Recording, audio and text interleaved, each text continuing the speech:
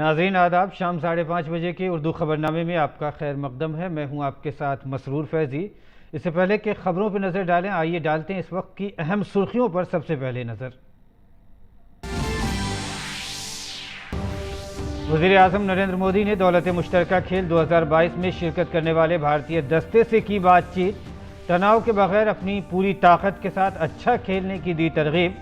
Birmingham में 28 जुलाई से 8 अगस्त तक होने वाले खेलों के इवेंट में 215 खिलाड़ी 19 खेलों के 141 मुकाबलों में करेंगे भारत की नुमाइंदगी। वज़ीर आज़म नरेंद्र मोदी ने की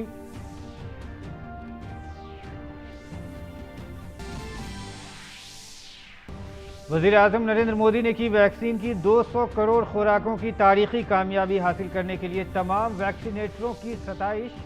तमाम वैक्सीनेटरों को ज़ाती तौर पर तारीफी खतूत भेजकर दी मुबारकबाद।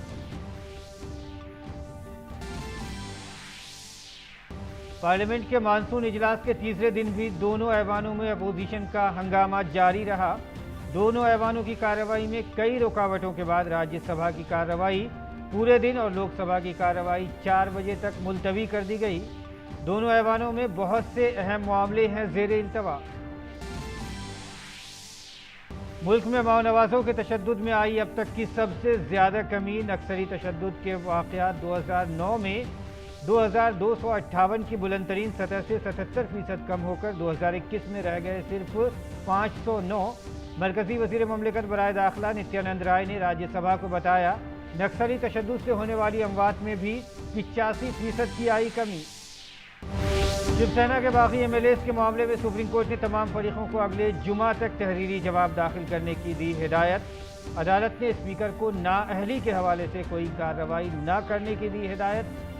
साथ ही असम्बली के रिकॉर्ड भी महफूज रखने के लिए कहा। अगली समाअत अगस्त के पहले हफ्ते में।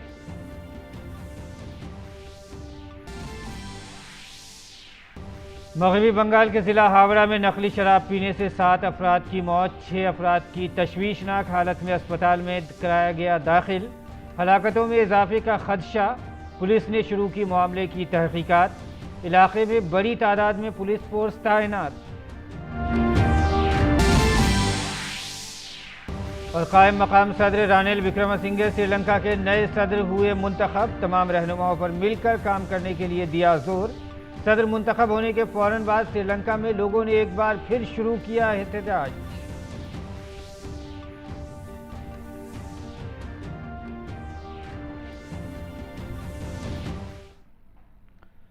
और नाज़रीन, आइए अब खबरों पर तफसील के साथ नजर डालते हैं। वज़ीर आज़म नरेंद्र मोदी ने आज वीडियो कॉन्फ्रेंसिंग के जरिए दौलत मुश्तरका खेलों में शिरकत करने वाले भारतीय दस्ते से बातचीत की और उनके खेलों के लिए अपनी नेक ख्वाहिशात का इजहार किया। वज़ीर आज़म से बातचीत के दौरान इनके कोच भी खिलाड़ियों के साथ शामिल हुए। वज़ीर आज़म की ये बातचीत खेलों के बड़े मुकाबलों में शिरकत से कबल खिलाड़ियों की हौसला अफजाई के लिए उनकी मुसलसल कोशिशों का एक हिस्सा है। इस मौके पर वज़ीर आज़म ने खिलाड़ियों को जी भर कर खेलने का भी मशवरा दिया। पहली बार इस टूर्नामेंट में हिस्सा ले रहे हैं। मुझे विश्वास है कि वो भी अपनी जबरदस्त छाप छोड़ेंगे। आप लोगों को क्या करना है, कैसे खेलना है, इसके आप एक्सपर्ट हैं। मैं बस यही कहूंगा कि जी भर के खेलिएगा, जमकर खेलिएगा, पूरी ताकत से खेलिएगा और बिना किसी टेंशन से खेलिएगा। और आप लोगों ने वो पुराना डायलॉग सुना होगा, कोई नहीं है टक्कर में, कहां पड़े हो चक्कर में। बस इसी एटीट्यूड को लेकर आपको वहां जाना है, खेलना है। और वज़ीर आज़म नरेंद्र मोदी ने एक ही वक्त में मुनक़िद होने वाले शतरंज ओलंपियाड कॉमनवेल्थ गेम्स पर कहा कि भारतीय खिलाड़ियों के पास दुनिया पर गलबा हासिल करने का ये मौका है। आज 20 जुलाई है। खेल की दुनिया के लिए भी ये बड़ा महत्वपूर्ण दिवस है। आप लोगों में से कुछ लोगों को जरूर पता होगा कि आज इंटरनेशनल चेस डे है। ये भी बहुत दिलचस्प है कि 28 जुलाई को जिस दिन बर्मिंघम में कॉमनवेल्थ गेम शुरू होंगे, उसी दिन तमिलनाडु के महाबलीपुरम में चेस ओलंपियाड की शुरुआत होगी।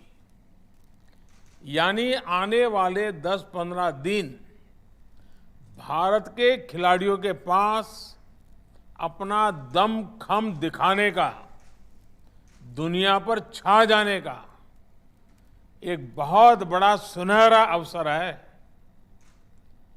मैं देश के प्रत्येक खिलाड़ी को बहुत बहुत शुभकामनाएं देता हूं। खिलाड़ियों के साथ बातचीत के दौरान वजीर आजम ने सबसे पहले एथलीट अविनाश सबले से बात की, जिसने 3000 मीटर स्टेपल चेस में हिस्सा लिया। सबले फौज में खिदमत अंजाम दे चुके हैं, सियाचिन में ड्यूटी कर चुके हैं। पीएम मोदी ने उनकी तारीफ की और उनके फिटनेस का उनको राज बताने को कहा। अविनाश, मैंने सुना है कि सेना ज्वाइन करने के बाद ही आपने स्टीपल चेज को चुना है। सियाचिन और स्टीपल चेज का भी कोई संबंध है क्या? हाँ जी सर, मतलब जो हमें ट्रेनिंग्स में जो मतलब वहाँ पे भी ऐसी ट्रेनिंग होती है जैसे आपको मतलब ये स्टीपल चेस इवेंट भी एक ऑब्स्टिकल का गेम है। मतलब जैसे इसमें हमें हर्डल्स को उसके ऊपर जंप करना है, फिर वाटर जंप को जंप करना है।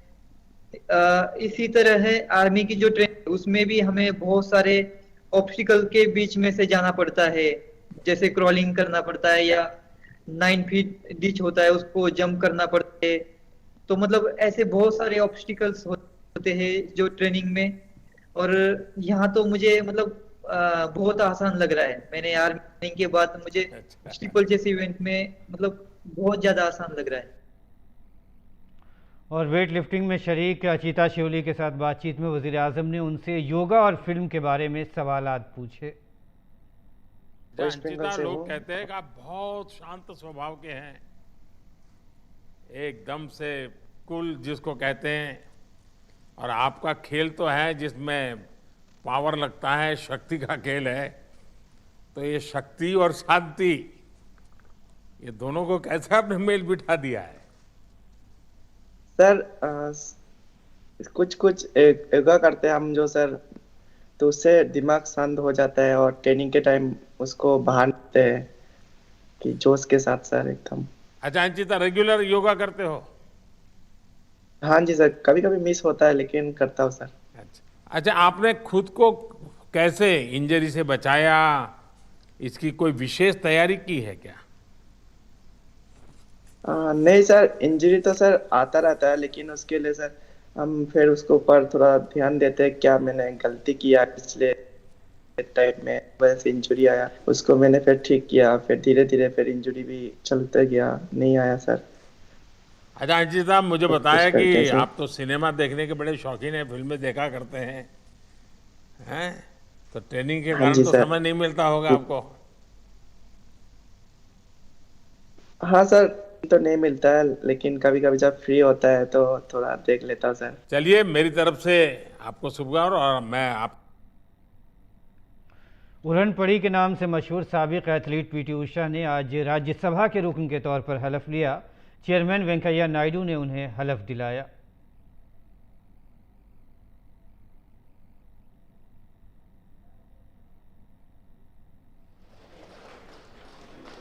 मैं पिलागुलकंडी तेक्केपरंबिल उषा, जो राज्यसभा की सदस्य नाम निर्देशित हुई हूँ, ईश्वर की शपथ लेती हूँ कि मैं विधि द्वारा स्थापित भारत का संविधान के प्रति सच्ची श्रद्धा और निष्ठा रखूंगी। मैं भारत की प्रभुता और अखंडता अक्षुण्ण रखूंगी तथा जिस पद को मैं ग्रहण करने वाली हूँ उसके कर्तव्यों का श्रद्धापूर्वक निर्वहन करूंगी। और पार्लियामेंट के मानसून इजलास के तीसरे दिन भी मुख्तलिफ मसलों पर अपोजिशन का हंगामा जारी रहा। इसकी वजह से लोकसभा की कार्रवाई दोपहर 2 बजे तक मुलतवी की गई। 2 बजे के बाद दोबारा कार्रवाई शुरू होने के बाद भी अपोजिशन का हंगामा जारी रहा, जिसके बाद ऐवान की कार्रवाई 4 बजे तक के लिए मुलतवी कर दी गई। तीसरी बार फिर हंगामे की वजह से लोकसभा की कार्रवाई पूरे दिन के लिए मुलतवी कर दी गई। पार्लिमानी उमूर के वजीर प्रहलाद जोशी ने लोकसभा में कांग्रेस पर इल्ज़ाम लगाया कि वो वक्फ़े सवाल को नहीं जारी रहने देती है।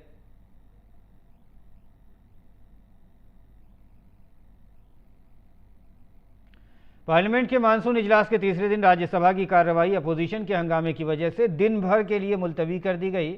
सुबह पार्लियामेंट की कार्रवाई शुरू होते ही अपोजिशन ने ज़रूरी अशिया की कीमतों में इजाफे पर हंगामा किया। ऐवान में चेयरमैन ने हंगामा कर रही अपोजिशन से कहा कि हम महंगाई पर बहस के लिए तैयार हैं, लेकिन अपोजिशन ने चेयरमैन की बात नहीं सुनी और दूध और छाछ का पैकेट लेकर ऐवान में हंगामा करते रहे, जिसके बाद स्पीकर ने ऐवान की कार्रवाई 2 बजे तक के लिए मुलतवी कर दी। 2 बजे दिन में जब कार्रवाई दोबारा शुरू हुई तो अपोजिशन का हंगामा जारी रहा, जिसके बाद ऐवान की कार्रवाई कल तक के लिए मुलतवी कर दी गई। इत्तलात और नशरियात के वजीर अनुराग सिंह ठाकुर ने ऐवान की कार्रवाई नहीं जारी रखने देने पर अपोजिशन को हदफ तनकीद बनाया। उन्होंने कहा कि अपोजिशन ने मुल्क में गुमराहकुन हालात पैदा कर दिए हैं। उन्होंने कांग्रेस समेत अपोजिशन पार्टियों पर बहस से भागने का इल्ज़ाम लगाते हुए मुल्क को गुमराह करने का इल्ज़ाम लगाया। विपक्ष मुद्दा विहीन है। अगर विपक्ष के पास तर्क होता और मुद्दे होते तो सदन में चर्चा करते। विपक्ष चर्चा से भागना चाहता है, विपक्ष चर्चा नहीं करना चाहता। मैं तो यही कहना चाहता हूं, ये केवल झूठ फैलाकर कुछ राजनीतिक दल हैं जिन्होंने कह दिया कि जाति की सूचना मांगी जा रही है, जातिवाद फैलाया जा रहा है। शायद उनका ज्ञान कम है और वो केवल जनता को गुमराह करने का काम और अराजकता फैलाने का काम ऐसे कुछ आम आदमी पार्टी के नेता भी करते हैं। मीडिया के नुमाइंदों से बात करते हुए उन्होंने कहा कि जीएसटी काउंसिल की मीटिंग में किसी रियासत ने कोई एतराज़ नहीं किया तो अब अपोजिशन दिखावा क्यों कर रही है। उन्होंने अपोजिशन को नसीहत करते हुए कहा कि वज़ीर आज़म मोदी की क़यादत में ईज़ ऑफ डूइंग बिजनेस को फ़रोग़ मिला है।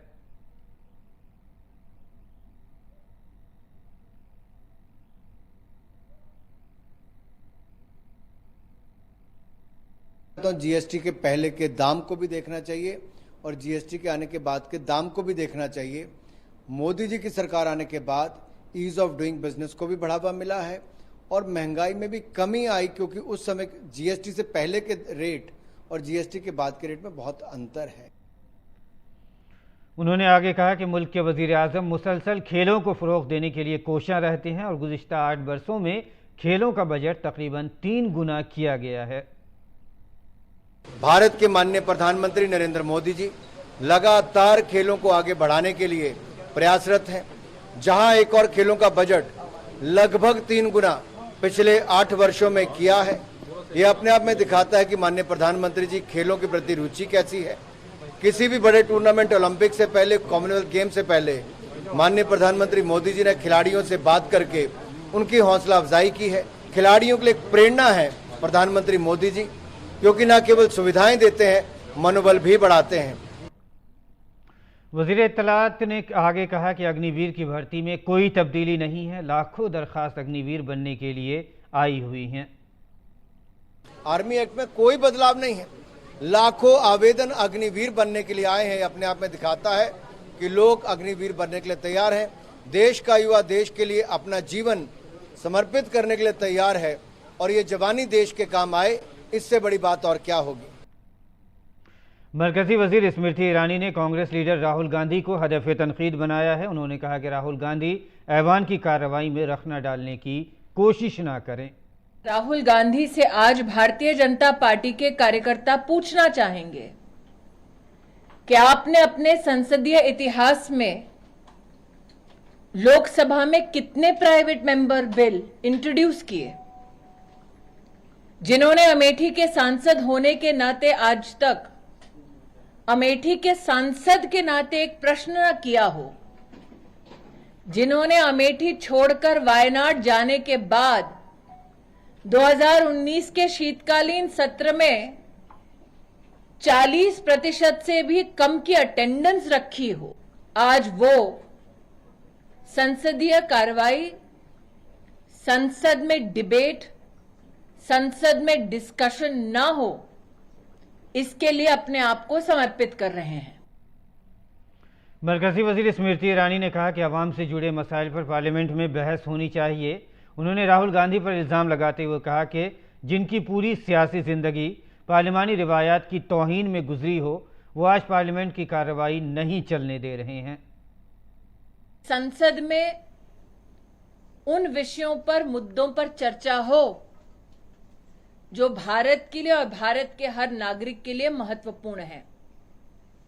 राहुल गांधी, जिनका राजनीतिक इतिहास इस बात से भी प्रतिबिंबित होता है कि वो देश में कब हैं, देश के बाहर कब हैं, वो उनकी अपनी पार्टी में चिंता का विषय बन जाता है, उनसे कहना चाहती हूं कि वो भले ही अनप्रोडक्टिव हों पॉलिटिकली, लेकिन पार्लियामेंट की प्रोडक्टिविटी पे अंकुश लगाने का दुस्साहस निरंतर ना करें।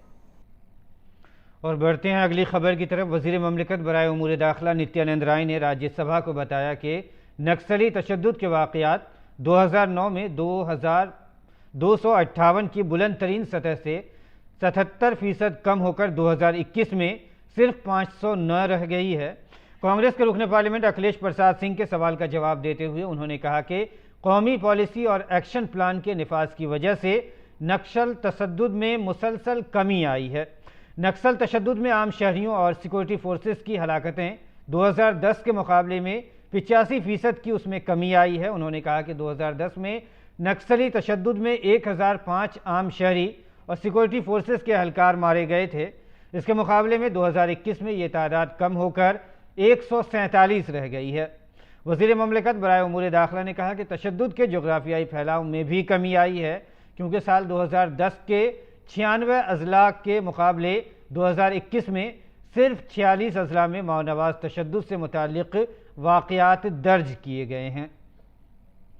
और भारत में हाल ही में कोरोना वायरस के इन्फेक्शन को रोकने के लिए शुरू की गई वैक्सीनेशन मुहिम में एक अहम कामयाबी उस वक्त हासिल हुई जब इतवार को लोगों को दी जाने वाली खुराकों की तादाद 200 करोड़ से तजावुज़ कर गई। वज़ीर आज़म नरेंद्र मोदी ने इस कामयाबी को फ़ख्र का लम्हा करार दिया। इस कामयाबी पर खुशी का इजहार करते हुए वज़ीर आज़म मोदी ने कहा कि भारत ने एक बार फिर तारीख़ रक़म की है। उन्होंने कहा कि भारत के लोगों ने साइंस पर यकीन जाहिर किया है और मुल्क के डॉक्टरों, नर्सों, फ्रंटलाइन एहलकारों और साइंसदानों ने एक महफूज ज़मीन को यकीनी बनाने में अहम किरदार अदा किया है। वज़ीर आज़म ने ख़त लिखा जिसमें उन तमाम लोगों की तारीफ़ की गई जिन्होंने वैक्सीनेशन में अहम किरदार अदा किया। वज़ीर आज़म ने लिखा कि भारत ने एक बार फिर तारीख़ रक़म की है। वैक्सीन की 200 करोड़ खुराकों के खुसूसी निशान को अबूर करने के लिए तमाम भारतीय शहरियों को मुबारकबाद। हमें उन लोगों पर फ़ख्र है जिन्होंने भारत की हिफाजती टीकों की मुहिम को वसी करने में बेमिसाल ताउन किया। उन्होंने लिखा कि सहरा से बर्फीले पहाड़ों तक, दूर दराज देहातों से घने जंगलात तक मुल्क की वैक्सीनेशन मुहिम ने तारीख़ रक़म की है। और माइक्रोसॉफ्ट के शरीक बानी बिल गेट्स ने भारत में कोविड-19 की टीकाकारी मुहिम में 200 करोड़ टीके लगाने की हसूलियाबी पर वज़ीर आज़म नरेंद्र मोदी को मुबारकबाद दी है। उन्होंने ट्वीट करके कहा कि 200 करोड़ वैक्सीनेशन का एक और संग मील मुकम्मल करने पर पीएम मोदी को मुबारकबाद। हम कोरोना के असरात को कम करने के लिए वैक्सीन बनाने वाली भारतीय कंपनियों और हुकूमत हिंद के साथ अपनी मुसलसल शराकत दारी के लिए शुक्रगुजार हैं। और अब बात महाराष्ट्र की करें तो सुप्रीम कोर्ट महाराष्ट्र में एकनाथ शिंदे और उद्धव ठाकरे तनाज़ा पर 1 अगस्त को समाअत करेगी। अदालत ने आज तमाम फरीक़ैन से कहा कि वो आपस में बात करें और समाअत के नकात मुरत्तब करके पेश करें। Chief justice N V. रमन्ना की सरबराही में 3 जजों की बेंच ने यह भी इशारा दिया है कि इस मामले की समाअत के लिए एक आइनी बेंच तश्कील दी जा सकती है। फिलहाल अदालत ने एमएलएस की नाअहली जैसे मसाइल पर मामला जूं का तू रखने की हिदायत दी है। इसके साथ इस मामले से मुताल्लिक असेंबली के तमाम रिकॉर्ड को भी महफूज रखने को कहा गया है। शिवसेना के एकनाथ शिंदे और उद्धव ठाकरे के ग्रुप की अलहदगी और शिंदे की क़यादत में महाराष्ट्र में नई हुकूमत की तश्कील से मुताल्लिक तमाम मामलात आज सुप्रीम कोर्ट में समाअत के लिए फहरिस्त में शामिल थे। Chief justice N V. Ramana, justice Krishna Murari और हेमा कोहली की बेंच ने तकरीबन 1.25 घंटे तक तमाम फरीक़ैन की समाअत की। इन दरखास्तों में एमएलए को नाअहल करार देने, गवर्नर की जानिब से शिंदे ग्रुप को दावत देने, एतमाद के वोट में शिवसेना के 2 व्हिप्स जारी होने जैसे कई मसाइल उठाए गए हैं। और बात मगरबी बंगाल की करें तो मगरबी बंगाल में हावड़ा के घुसूड़ी इलाके में नकली शराब पीने से 7 लोगों की मौत हो गई है। साथ ही 6 लोगों को तशवीशनाक हालत में हावड़ा ज़िले अस्पताल में दाखिल कराया गया है। हलाकतों में हालांकि इजाफे का खदशा भी है। एक हफ्ते के अंदर रियासत में नकली शराब से मौत का ये एक और मामला है। वाक़े के बाद मकामी लोगों में गुस्से की इत्तलात हैं, जिसकी वजह से मौके पर पुलिस की भारी नफरी तैनात कर दी गई है। मकामी लोगों ने शराब के ठेकों को आग लगा दी है और मुख्तलिफ मकामात पर तोड़ फोड़ की भी खबर है। अवाम ने इंतजामिया पर कार्रवाई न करने का इल्ज़ाम लगाया है। और बढ़ते हैं अगली खबर की तरफ। 5G का इंतजार करने वालों के लिए पार्लियामेंट से अच्छी खबर आ रही है। एक तहरीरी जवाब में मरकजी वजीर अश्विनी वैष्णव ने कहा है कि टेलीकॉम सर्विस फ्राहम करने वालों के जरिए इस माली साल में 5G मोबाइल खिदमात शुरू करने का इम्कान है। टेलीकॉम महकमे ने महानगर टेलीफोन निगम लिमिटेड को C-DOT के साथ 5G टेक्नोलॉजी के ट्रायल शुरू करने की इजाज़त दे दी है। Centre for development of telematics C-DOT ने मकामी सनत और स्टार्टअप पर तवज्जो मरकूज करते हुए मकामी 5G इकोसिस्टम के वाले मुख्तलिफ स्टेक होल्डर्स के साथ मजबूत शराकत दारी कायम करने के लिए तहकीक पर मबनी एक बाहमी हिकमत अमली तैयार की है। C-DOT ने 5 इंडिया अलायंस से कायम किया है, जिसमें का मकसद 5G के प्रोडक्ट का एक वसी रेंज फराहम करना है। और आइए अब बैन अल-अक़वामी खबरों पर नज़र डालते हैं। रानिल विक्रमासिंघे श्रीलंका के नए सदर मुंतखब हो गए हैं। सदारती इंतखाब में रानिल विक्रमासिंघे को 219 दुरुस्त वोटों में से 134 वोट मिले हैं, जबकि सनहाली बुद्ध कौम परस्त और हुक्मरां श्रीलंका पोदुजाना प्रामुना पार्टी के डलास अल्हापेरुमा को 82 वोट मिले। वहीं दूसरी तरफ बाएं बाजू की जमात जनता विमुक्ति पिरामुना की अनुराग कुमारा देसानायके को 3 वोट मिले हैं। इससे कबल पार्लियामेंट में होने वाले सदारती इंतखाबात के लिए 223 अरकान पार्लियामेंट ने वोट डाले और 2 अरकान पार्लियामेंट ने वोटिंग में हिस्सा नहीं लिया। गिनती के अमल में पहले 223 वोटों की दुरुस्तगी की जांच पड़ताल की गई, जिसमें से 4 वोट गलत पाए गए। रानिल विक्रमासिंघे दुरुस्त 219 वोटों में सबसे ज़्यादा 134 वोट हासिल करके 8वें कायम मकाम सदर मुंतखब हो गए। पार्लियामेंट से खिताब करते हुए नौमुंतखब सदर रानिल विक्रमासिंघे ने तमाम सरकर्दा लीडरों बशमूल दिलास अल्हापेरुमा, अनुराग कुमारा दसनायके और साजिद प्रेमादासा पर जोर दिया कि वो सब मिलकर काम करें। उन्होंने अपील की कि वो आवाम को बदला हुआ निज़ाम देंगे जो लोग चाहते हैं। और बरतानिया में भी इस वक्त लोगों को गैर मुतवक्किल झुलसा देने वाली गर्मी का सामना है। कल जुनूब मगरबी लंदन के हेथरो में मुल्क में अब तक का सबसे गर्म दिन रहा, जहां दर्जे हरारत 40.2 डिग्री सेल्सियस रिकॉर्ड किया गया। यह रीडिंग उस वक्त सामने आई जब जुनूब मशरक़ी इंग्लैंड में सिरे ने 39 डिग्री सेल्सियस से शुरू होने के बाद अब तक के सबसे ज़्यादा दर्जे हरारत का रिकॉर्ड दर्ज किया। इससे कबल मशरक़ी इंग्लैंड के कैम्ब्रिज बोटेनिकल गार्डन्स में 2019 में रिकॉर्ड बुलंद तरीन सतह दर्जे हरारत 38.7 डिग्री सेल्सियस था। बरतानिया के महकमे मौसमियात ने दारुल हुकूमत लंदन समेत वस्ती, शुमाली और जुनूब मशरक़ी इंग्लैंड के इलाकों में शदीद गर्मी के बायस रेड अलर्ट जारी कर दिया है। एक अंदाजे के मुताबिक कम अज़ कम 5 अफराद शदीद गर्मी से राहत हासिल करने के लिए दरियाओं और झीलों में नहाते हुए डूब गए। शदीद गर्मी के बायस ट्रेन सर्विस भी मनसूख करना पड़ी है। इस चिलचिलाती गर्मी का असर रेलवे के अलावा हवाई अड्डे पर भी साफ नज़र आ रहा है। लंदन के ल्यूटन एयरपोर्ट का रनवे गर्मी के बायस मुतासिर हो गया। इसी तरह रॉयल एयरफोर्स के रनवे पर भी तकनीकी खराबी का सामना करना पड़ा। अस्पताल और एम्बुलेंस सर्विस पर भी काफ़ी दबाव बढ़ गया है। गर्मी की लहर के बायस सारा निज़ाम दरहम बरहम हो गया है। कई स्कूलों को बंद करने का भी ऐलान किया गया है। और यूरोप में भी दर्जा हरारत शिद्दत इख्तियार कर गया है। पुर्तगाल में गर्मी से मरने वालों की तादाद 1000 से तजावुज़ कर गई है। हेल्थ अथॉरिटी के सरबराह DGS ने दर्जा हरारत में मुसलसल इजाफे के बायस महकमा मौसमियात की तब्दीलियों के असरात से निमटने के लिए तैयार रहने की वार्निंग जारी की है। इससे कबल DGS ने 7 से 13 जुलाई तक हीट वेव की वजह से 238 इजाफी अमवात की इत्तला दी थी। पुर्तगाल में दर्जा हरारत 40 डिग्री सेल्सियस से तजावुज़ कर गया है। कहरज़दा पुर्तगाल में बहुत से जंगलाती इलाकों में आग की वजह बुलंद दर्जा हरारत और खुश्कसाली के साथ साथ जंगलात का नाक़िस इंतज़ाम बताया गया है। पड़ोसी मुल्क स्पेन समेत दिगर जनूबी यूरोपीय ममालिक में भी फायर फाइटर्स आग पर काबू पाने में मसरूफ हैं। और खेल की खबरों में भारतीय क्रिकेट टीम वेस्टइंडीज के खिलाफ 3 एक रोज़ा मैचों की सीरीज के लिए तीरंदाज पहुंच गई है। शिखर धवन की क़यादत वाली भारतीय टीम 22 जुलाई से 27 जुलाई तक वेस्टइंडीज के खिलाफ वनडे सीरीज खेलेगी। 29 जुलाई से 7 अगस्त तक 5 मैचों की T20 सीरीज खेलेगी। T20 टीम की कप्तानी रोहित शर्मा करेंगे। भारत ने दोनों ही सीरीज के लिए अपनी टीम का ऐलान कर दिया है। इस सीरीज में विराट कोहली और जसप्रीत बुमराह को आराम दिया गया है। 2022 आलमी शूटिंग पैरा स्पोर्ट्स ओलंपिक आलमी कप में भारतीय पैरा निशानेबाजों की शानदार कारकर्दगी जारी है। इवेंट के 5वें दिन पैरा ओलंपिक्स मेडलिस्ट सुनहराज अधाना ने 4P mixed 50 metre air SH1 मुकाबले में गोल्ड मेडल जीता है, जबकि 4P mixed team 50 metre SH1 मुकाबले में सुनहराज अधाना, मनीष नरवाल और दीपेंद्र ने तलाई तमगे जीते हैं कर कामयाबी हासिल की है।